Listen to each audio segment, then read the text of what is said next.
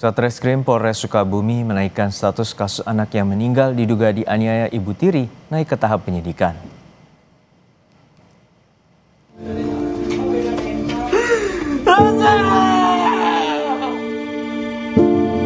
Tangis haru Anwar Satibi pecah mengetahui anaknya meninggal di rumah sakit setelah menjalani perawatan luka bakar di tubuhnya.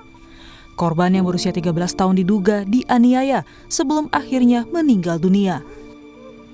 Dalam pengusutan yang dilakukan, polisi menilai ada unsur tindak pidana kekerasan yang menimpa korban berdasarkan alat bukti yang ditemukan. Polisi fokus pada penguatan pembuktian dengan pendekatan scientific crime investigation atau investigasi kejahatan secara ilmiah untuk mengungkap sebab kematian korban. 16 saksi telah diperiksa oleh polisi, termasuk ayah kandung dan ibu tiri korban. Dengan perkara kematian daripada anak NS, kita maraton selama 24 jam melakukan penyelidikan dan perkara sudah kita naikkan pada tingkat penyidikan karena kita sudah menemukan beberapa alat bukti yang tentunya bisa kita yakini ini ada peristiwa pidana, yaitu pidana dugaan kekerasan baik fisik ataupun psikis terhadap korban anak, yakni saudara NS. Sebelumnya saat di rumah sakit, korban menyebut mengalami penyiksaan ibu tirinya. Anwar Satibi pun meminta otopsi terhadap anaknya untuk mengetahui penyebab utama kematian. Saya kaget melihat kondisi anak saya yang kulitnya pada melepuh. Saya tanya, "Ma, kenapa ini kulitnya siranya seperti ini?" Gitu. Dia jawab, "Ini kan sakit panas ya, jadi pada melepuh." Ditanya lah ini anak, gitu ditanya.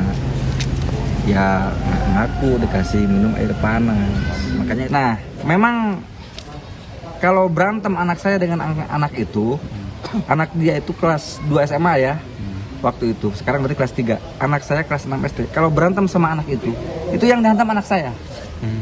Pas terjadi penganiayaan yang saya laporkan 1 tahun yang lalu di Polres, itu gara-gara berantem sama anak itu.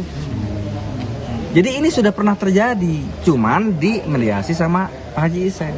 Dia sujud ke saya, jangan lapor, Mama mau tobat. Dorong ingin sekali saya melakukan otopsi karena saya ingin tahu intinya seperti itu. Ingin memastikan. Saya nggak bisa nuduh-nuduh sembarangan, nggak bisa, nanti kenanya fitnah. Tak hanya luka melepuh, dokter RSUD Jampang Kulon menyampaikan korban juga mengalami gangguan pola napas.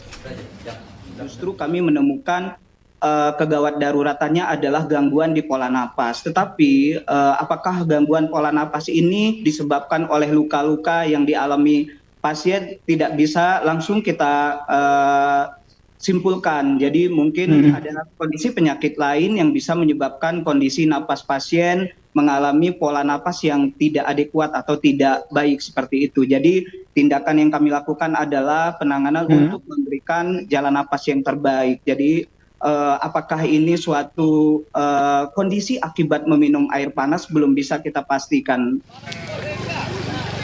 Kini selain menaikkan status kepenyidikan, polisi masih menunggu hasil laboratorium patologi anatomi dan toksiologi forensik terhadap sampel organ dalam korban. Tim Liputan, Kompas TV Sukabumi, Jawa Barat.